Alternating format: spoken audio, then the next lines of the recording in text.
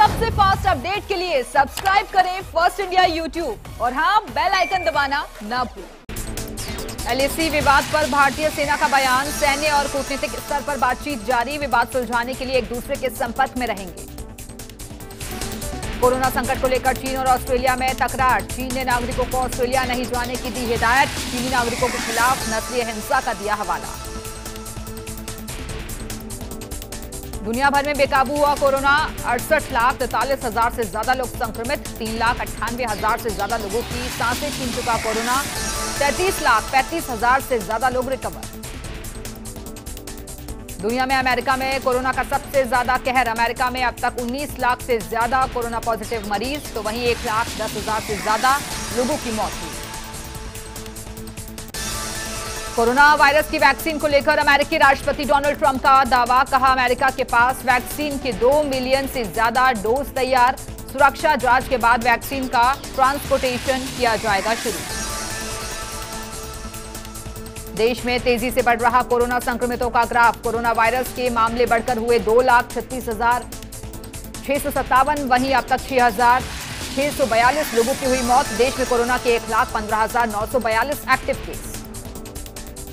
देश में कोरोना के बढ़ते ग्राफ से दहशत, विश्व में कोरोना वायरस से भारत छठा सबसे प्रभावित देश, संक्रमितों के आंकड़ों में भारत ने इटली को छोड़ा पीछे। महाराष्ट्र में कोरोना वायरस से मरने वालों की संख्या में तेजी से इजाफा, अब तक कोरोना से 2,849 लोगों की हुई मौत, जबकि मरीजों का आंकड़ा पहुंचा 80,229। दिल्ली में कोरोना के कहर से बढ़ी चिंता, 26,000 से ज्यादा लोग कोरोना वायरस से संक्रमित, 708 लोगों की हुई मौत, तो ईडी मुख्यालय में मिले 5 कोरोना पॉजिटिव, कल तक के लिए बिल्डिंग को किया सील।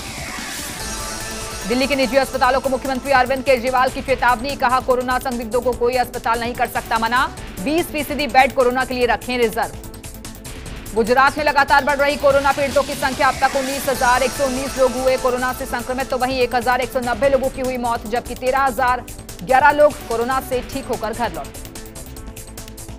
उत्तराखंड में लगातार बढ़ रहे कोरोना के मरीज, 16 नए केस सामने आने के बाद अब तक 1215 लोग हुए संक्रमित, तो वहीं 11 लोगों की हुई मौत। जम्मू कश्मीर में लगातार बढ़ रहा कोरोना पीड़ितों का आंकड़ा, 182 से ज्यादा नए मामले सामने आने के बाद कुल पीड़ितों की संख्या हुई 3,324, वहीं अब तक कुल 36 लोगों की कोरोना के चलते सूबे में हो चुकी है मौत।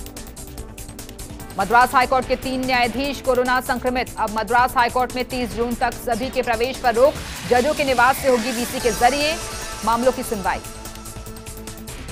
राजस्थान में कोरोना से पिछले 12 घंटे में एक मौत, 44 नए पॉजिटिव केस आए सामने, मौत का आंकड़ा पहुंचा 219, पॉजिटिव मरीजों की संख्या हुई 10,128।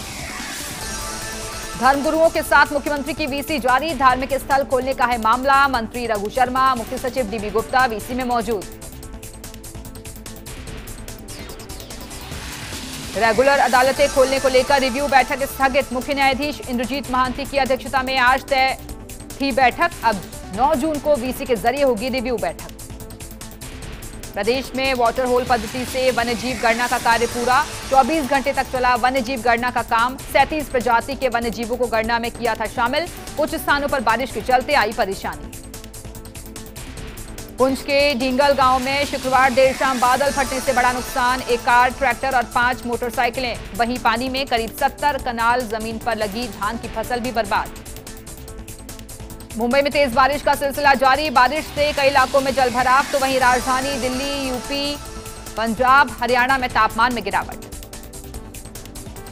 मार्केट कमेटी सचिव सुल्तान सिंह को थप्पड़ मारने के मामले में टिकटॉक स्टार और भाजपा नेता सोनाली फोगाट के खिलाफ एफआईआर दर्ज, मार्केट कमेटी सचिव के खिलाफ भी दर्ज हुआ केस, सोनाली फोगाट ने सुल्तान सिंह पर लगाया बदसलूकी का आरोप। प्रवासी मजदूरों के हालात पर सुप्रीम कोर्ट सख्त, मामले का स्वतः संज्ञान लेकर सुप्रीम कोर्ट ने केंद्र और संबंधित राज्य सरकारों को दिए निर्देश, कहा 15 दिन में घर पहुंचाए जाएं सभी प्रवासी मजदूर।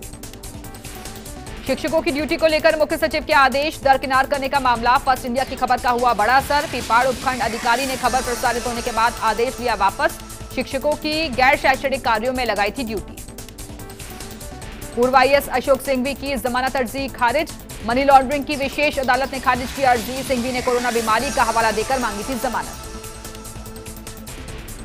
तबलीगी मरकज मामले की सीबीआई जांच से केंद्र सरकार ने मना किया सुप्रीम कोर्ट में दाखिल हलफनामे में सरकार ने कहा कि इस मामले की पुलिस जांच सही दिशा में चल रही है, इसलिए सीबीआई जांच की कोई जरूरत नहीं है।